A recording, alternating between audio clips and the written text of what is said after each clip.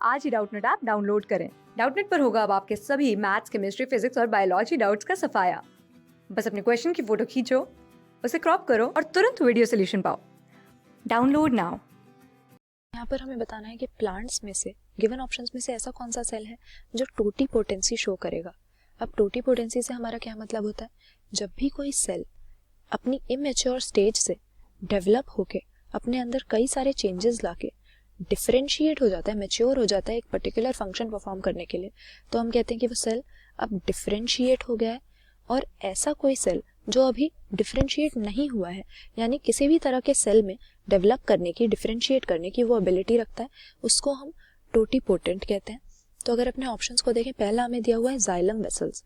अब जाइलम हमें मालूम है कि प्लांट के अंदर एक वैस्कुलर टिश्यू होता है और वैस्कुलर टिश्यूज मेनली कंसर्न होते हैं डिफरेंट सब्सटेंसेस की ट्रांसलोकेशन प्लांट की बॉडी में एक जगह से दूसरी साइड पर करने के लिए। तो जाइलम जो है वो वाटर की ट्रांसलोकेशन के साथ कंसर्न होता है और जाइलम वेसल्स इसी के कंडक्टिंग एलिमेंट्स होते हैं जो वाटर को कैरी करने में इसकी हेल्प करते हैं। उसी तरह से जो सीव ट्यूब है ये भी वैस्कुलर टिश्यू का ही पार्ट होता है।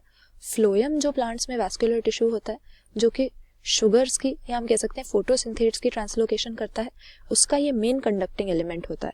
तो ये दोनों क्योंकि पहले से ही डिफरेंशिएट हो चुके हैं, एक पर्टिकुलर फंक्शन परफॉर्म कर रहे हैं, ये प्लांट में डिफरेंट सब्सटेंसेस की ट्रांसलोकेशन का ये फंक्शन कर रहे हैं, तो यहाँ पर हम इन्हें टोटीपोटेंट नहीं कहेंगे, ये हमारा आंसर नहीं होगा।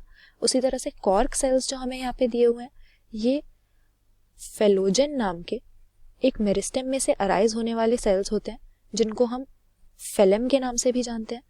लेकिन ये हमें किसी भी वुडी प्लांट की जो ट्रंक होती है, जो स्टेम होती है, वहाँ पे थोड़े पेरिफेरल रीजन में बाहर की तरफ मिलते हैं और ये डेड सेल्स होते हैं, यानी इनमें सुबेरिन की डिपोजिशन होती है जिसकी वजह से ये वाटर के लिए इम्परवियस हो जाते हैं। तो इकोनॉमिक इंपॉर्टेंस तो इसकी बहुत होती है इस कॉर्क मटेरियल की, लेकिन इसमें डेड सेल्स प्रेजेंट होते हैं मोस्टली, इसीलिए ये इतना टफ होता है। तो अगेन टोटीपोटेंसी कैसे शो करेगा जब सेल लिविंग ही नहीं है?